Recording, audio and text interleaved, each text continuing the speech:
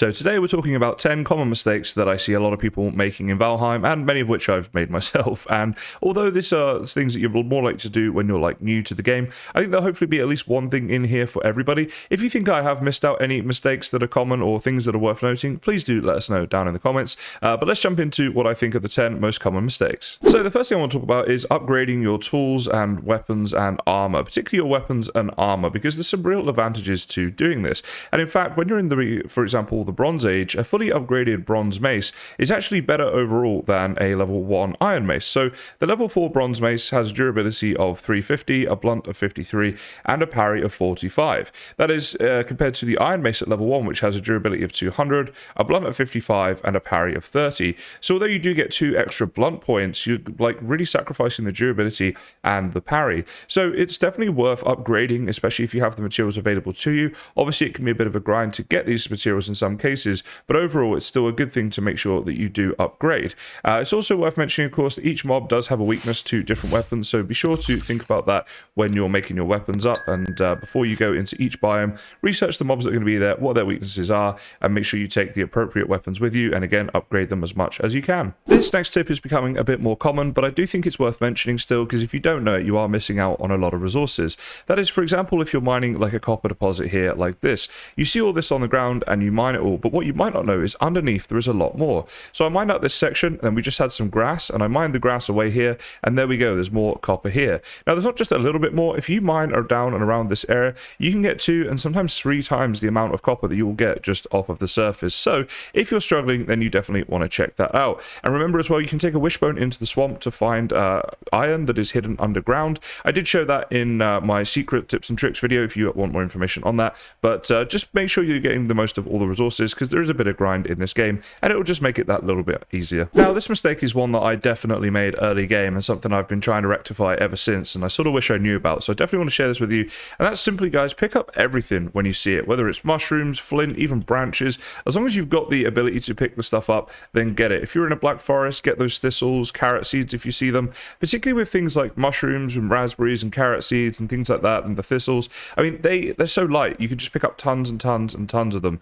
And the thing is, later on in the game, you're going to really wish that you had, because they're used for such late game things like the meads and better food recipes and things like that. Now, of course, the other little tip, I mentioned this before, but just as it's relevant to this, I'll mention it again. You can, of course, turn your vegetation down low if you play with it on high, and then you'll see a lot more stuff on the floor as well as you're going around. Essentially, at this point, almost everything you see on the floor is stuff you can pick up, unless it's the little trees or rocks or stuff like that. But definitely go ahead and pick up everything. Here we go, we're going to pick up all this stuff. The dandelions there, they can be useful, and whatever biome you're in, this holds true. Just pick up everything, guys. I'm going to stress this one because honestly, it got me into some trouble later on in the game when I have had to spend tons of time going around exploring to find this stuff retrospectively. Next up, we have a quick tip relating to the last tip, and that is, if you find an area that has a lot of good resources like raspberries or mushrooms or things like that, these things will respawn, guys, so it's definitely worth marking them on your map. You can see right here, I've marked resources in different locations, like RB there stands for raspberries, so I know that if I run down to that dot, I've got raspberries in that location. Now, particularly around your base, this is very useful to do, as it will get you a lot more of the raspberries and mushrooms and things like that. And as I said before, they are going to be super useful later on in the game. So here we go, just got to my dot, and we got some raspberries here. So do make sure you mark things on the map like that. Don't think just because it's raspberries or mushrooms or thistles or whatever, it's not worth doing. If there's a lot of them in a location, I guarantee you it's worth doing. The other thing to say as well is make sure you mark anything important, whether it's like dungeons or crypts or anything like that. As you explore, do mark them on the map. It's certainly worth doing. And one final thing about marking things on the map is, if you die, let's say I died, like here, you'll have your little skull and bones crossbone thing, right? Well, it's worth going to your map and just making a little thing there next to it and just call it death or something like that. The reason being, if you go back to get your stuff, we might be traveling, like, let's say we died here and our spawn is like over here. We got a long way to travel, right? It could even be a lot further, obviously. The map's really big, but you'll get my point. In that when you're traveling back to try and get to your death point, you might die again. And the problem with that is you'll only have one death point saved at any one time. So it's also worth marking your death point on the map, and that way it's there permanently, because often the first time you die is when you've got the most things on you, and then you might die 3 or 4 more times with your like recovery gear or whatever else, and you're just going to lose that point. So do make sure that you mark things. So this next tip is useful if you're starting out in the game, but also it'll be useful when you're making your bases as you progress through the game, because often you will find you end up with multiple bases. And that is, on the map, make sure your base is near water. You can see right here, this is my base.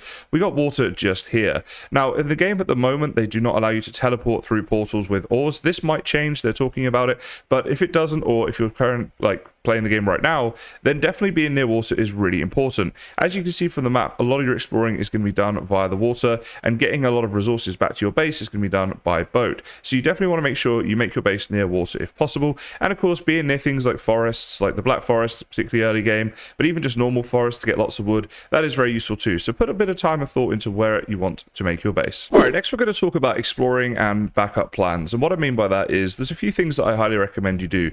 First of all, get a portal in your base set up, and you see this is just called spare right now. And what that means is when I go exploring, all I need to do is make sure I take the materials with me to make another portal, and wherever I am, if I want to get back home quickly, I can simply place the portal down and come home, and I've got that. And then we can always change the name of it if we need to for next time, right, so that we can do that again if we're not going to go back to the other place.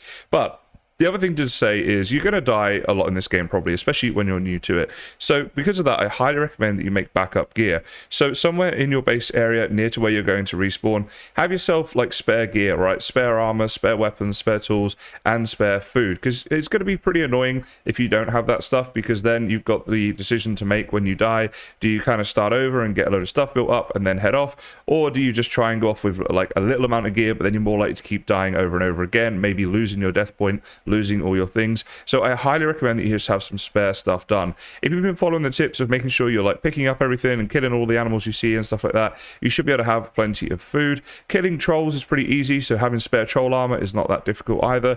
And so it's not like it's a difficult process, and as you progress, when you move from say bronze to iron, then you've got your bronze gear as the backup gear and stuff like that. But I highly recommend that you do that. So the other exploring tip is to make sure that if you come to a biome area where you're going to be exploring often, so you see right here, this is my main mountain biome so far, and we also have a decent Black Forest biome here as well.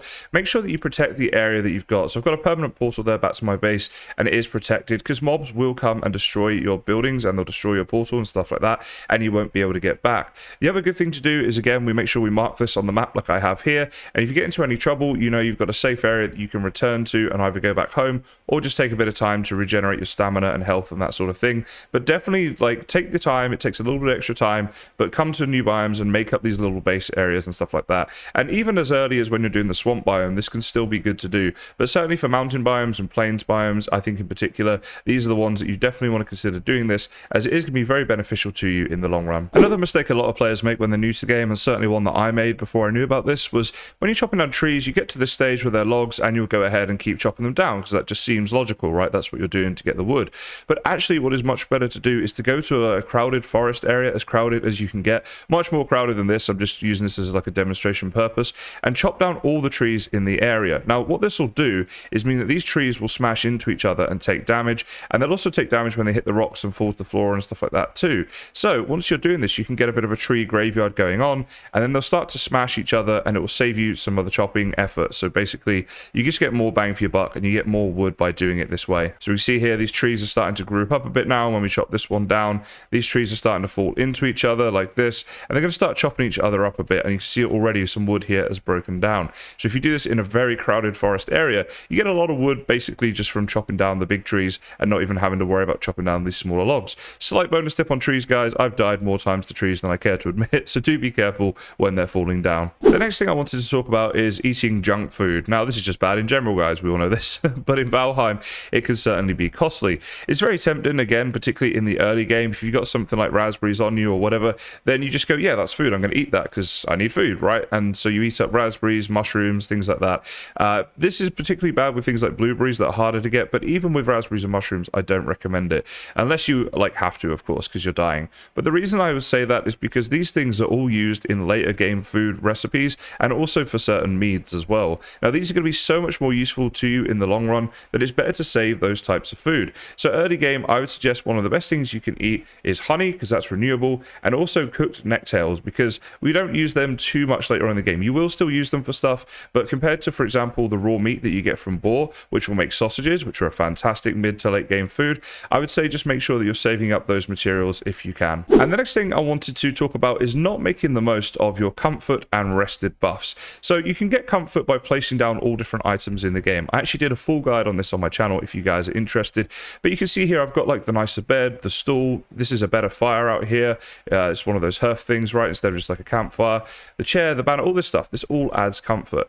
Now, what this means is that when we spend enough time in here, we get the rested buff. And you can see right now in the top corner of my screen, I have a rested buff now for 22 minutes. So each morning when I sleep here, I've got 22 minutes of the extra stamina and health regen. And it really makes a difference, guys. In particular, if you're going to do something like a boss battle, but just generally throughout the game, it's just going to enable you to gather resources faster and travel faster. And so comfort is definitely something you don't want to ignore in the game. You want to make sure that you do make up your rugs and you go to the effort to get the materials for all this stuff and get your house as nice as you can. Now, by the way, this is just a temporary setup while I'm building my big house, so that's why everything looks a bit weird right now. But I just wanted to definitely mention this because the comfort and the rested buff in this game, that is something you guys want to really pay attention to. Okay, now it's time for some quick fire bonus tips. The first one being shields in this game are OP, guys, all right? They are very useful in this game. You should prioritize them above all else when you've got your materials together, like your iron or your bronze or whatever else. The reason they're so OP is because once you have a good shield and you like train your blocking skill, you can take little to no damage from just about all mobs in the game, just about all of their attacks. The other thing you can do, of course, is parry enemies, and that'll like startle them and give you a better attack against them as well. You can do that with all the shields apart from the serpent shield that I'm holding right here, although the serpent shield is pretty strong for other things. You see there the block power of 90 coupled with my blocking skill. I've got 94 block. You get that to 100 and you're pretty much set for the rest of the game. So definitely prioritize shields. The other thing to say, guys, is make sure you rush the cart in the game. You should be making bronze nails as soon as you possibly can, as they will unlock the cart recipe. They'll also unlock the carve recipe, which is the boat, and we're going to talk about that one in a second. But this is so useful for gathering the extra resources in game, and it's not that difficult to get. I do have an early game mining guide on my channel that'll show you how to get bronze if you need to see that. Of course, when you're running around with your cart, don't forget you can, of course, dodge roll to exit out of it and not have to look back and press E, which is a bit finicky. So yeah, finally I wanted to talk about boats. I would say with the raft, guys, don't make a raft in this game ever. It is just such a waste of time. I honestly can't think of anything good that comes out of this thing. Again, rush those nails and get yourself one of these things, the carves. You see there, you'll need 80 bronze nails for them. But the other stuff should be reasonably easy to get. This is so much faster and better than the raft, and it also has a bit of storage in it and stuff like that. So don't waste your time on the raft, guys. They're not worth making. Just go straight for that carve. So there we go, guys. Some common mistakes that people seem to make in Valheim, myself being one of them. And hopefully you found at least something in today's video that will help you out. If you did, let us know down in the comments what was the most useful tip for you. And as I say, if I missed anything, then please let us know that as well. I just want to say, if you are enjoying these videos, then please do consider liking and subscribing for more. It really is greatly appreciated, guys. But for now, I just want to say thank you so much for watching. And of course, here come the dad jokes. So today's video was all about mistakes. You know what it's called when a dentist makes a mistake? Accidental, of course. In fact, I told my mum recently that she should really embrace her mistakes, and she hugged me. So yeah. But hey, like I said, everyone makes mistakes. In fact, every dictionary has at least one mistake. You'll find it in the M section just after missed.